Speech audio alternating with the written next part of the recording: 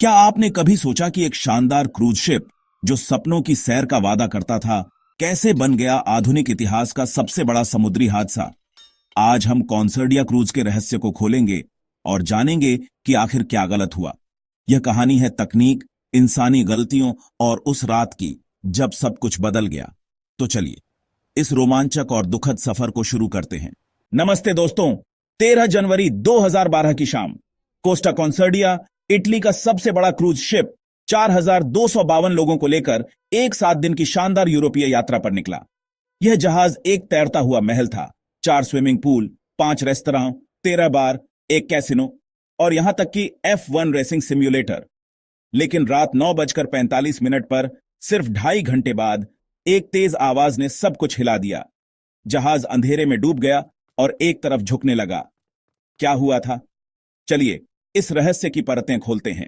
यह जहाज रोम के पास सिविटावेचिया से रवाना हुआ था। पहला पड़ाव था सवोना, जो 1 दिन की दूरी पर था। कोस्टा कॉन्सर्डिया 290 मीटर लंबा था और इसे $570 मिलियन में बनाया गया था।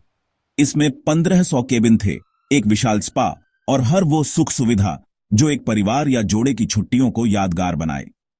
कप्तान फ्रांसेस्को स्केटिनो, जो 11 साल से कोस्टा क्रूज के साथ थे, उस रात जहाज को चला रहे थे। लेकिन उन्होंने कुछ ऐसा किया जिसने सब कुछ तबाह कर दिया। वे जहाज को तय रास्ते से हटाकर गिग्लियो द्वीप के पास ले गए, एक सेल बाय सैल्यूट के लिए। सेल बाय सैल्यूट एक परंपरा है जिसमें जहाज तट के करीब से गुजरता है, हॉर्न बजाता है और यात्रियों को नजारा दिखाता है। स्केटिनो ने कहा कि यह कोस्टा क्रूज का आदेश था, लेकिन उस रात वे बहुत करीब चले गए। गिग्लियो के पास समुद्र में चट्टानें थीं, जिन्हें लेस्कोले कहते हैं। रात 9:45 पर जहाज 16 नॉट की रफ्तार से एक चट्टान से टकराया। बाईं ओर 53 मीटर का छेद हो गया। इंजन रूम में पानी भरने लगा और बिजली चली गई। जहाज को स्टेयर करने का कोई तरीका नहीं बचा। हवा और रुक गए रडर ने इसे वापस द्वीप की ओर धकेल दिया। शुरुआत में यात्रियों को बताया गया कि यह सिर्फ एक ब्लैकआउट है, लेकिन सच छुप नहीं सका। जहाज दाईं ओर झुक रहा था। रात 10:14 बजे कोस्ट गार्ड ने संपर्क किया। स्केटिनो ने कहा कि सब ठीक है, लेकिन 10 मिनट बाद क्रू ने माना कि जहाज में पानी भर रहा है। जहाज किनारे के पास रुक गया, लेकिन 20 डिग्री तक झुक गया। लाइफ बोट्स को उतारना मुश्किल हो गया। रात 10:50 बजे स्केटिनो ने जहाज छोड़ने का आदेश दिया, लेकिन तब तक बहुत देर हो चुकी थी। कोस्ट गार्ड के एक अधिकारी, ग्रेगोरियो डी फाल्को, ने स्केटिनो को वापस लौटने को कहा। उनकी चीख, वो स्कैपेयर, यानी क्या तुम भागना चाहते हो, दुनिया भर में गूंजी। अब यहां से असली गड़बड़ शुरू हुई।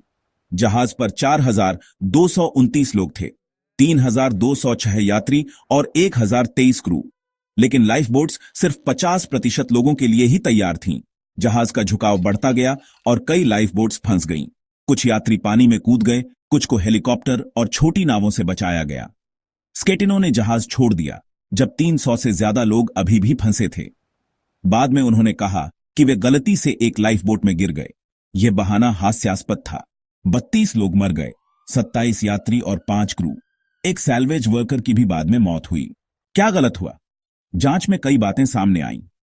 स्केटिनो ने अलार्म सिस्टम बंद कर दिया था। उन्होंने कहा कि वे नजर से जहाज चला रहे थे, क्योंकि उन्हें समुद्र अच्छे से पता था। लेकिन जहाज का रडार चेक करने के लिए वे अपने चश्मे भी नहीं लाए थे। हेल्म्समैन जैकब रुस्लीबिन को उनकी कमांड सही से समझ नहीं आई। भाषा की समस्या थी। टक्कर के 13 सेकंड बाद ही गलती सुधारी गई, लेकिन तब तक जहाज चट्टान से टकरा चुका था। स्केटिनो ने माना कि उन्होंने देर से जहाज मोड़ा। यह एक इंसानी गलती थी जिसने सब तबाह कर दिया। लेकिन सिर्फ स्केटिनो ही जिम्मेदार नहीं था। कोस्टा क्रूज पर भी सवाल उठे। क्या उन्होंने सचमुच सेल बाय का आदेश दिया था? क्रू को आपातकाल के लिए ठीक से ट्रेनिंग क्यों नहीं दी गई? जहाज के डिजाइन में भी खामी थी। इंजन रूम में पानी भरते ही सारा सिस्टम फेल हो गया। यह हादसा टाइटैनिक से भी बड़ा था, क्योंकि कॉन्सर्डिया उससे लंबा और ज्यादा यात्रियों वाला था। फिर भी टाइटैनिक में 1500 से ज्यादा लोग मरे, जबकि यहां 32 की मौत हुई। लेकिन यह हादसा बेवकूफी भरी गलतियों का नतीजा था। बचाव के बाद क्या हुआ? जहाज को सीधा करने की कोशिश शुरू हुई। 16 सितंबर 2013 को पारबकलिंग नाम की तकनीक से इसे सीधा किया गया। यह दुनिया का सबसे बड़ा सैल्वेज ऑपरेशन था। जुलाई 2014 में इसे जेनोआ ले जाया गया और 2017 तक स्क्रैप कर दिया गया। इसकी कीमत $2 बिलियन थी, निर्माण लागत से 3 गुना। स्केटिनो को 16 साल की सजा हुई, हत्याओं, जहाज को नुकसान पहुंचाने और जहाज छोड़ने के लिए। कोस्टा क्रूज ने हर यात्री को 11,000 यूरो तक मुआवजा दिया। लेकिन क्या यह काफी था? यह हादसा हमें सिखाता है कि तकनीक कितनी भी शानदार हो, इंसानी गलतियां सब बर्बाद कर सकती हैं। स्केटिनो की लापरवाही, क्रू की तैयारी की कमी और कंपनी की नीतियां सबने मिलकर इस त्रासदी को जन्म दिया। यह आधुनिक इतिहास का टाइटैनिक ऑन 2012 बन गया। लेकिन इससे सबक भी मिला। क्रूज इंडस्ट्री ने सुरक्षा नियम सख्त किए। अब आपातकाल ड्रिल पहले दिन ही होती है और ज्यादा लाइफ बोट्स रखे जाते हैं। फिर भी यह सवाल रहता है, क्या ऐसी गलतियां दोबारा नहीं होंगी? तो दोस्तों, कॉन्सर्डिया क्रूज की यह कहानी हमें हैरान करती है और सोचने पर मजबूर करती है। क्या आपको लगता है कि यह सिर्फ एक कप्तान की गलती थी या पूरी सिस्टम की नाकामी?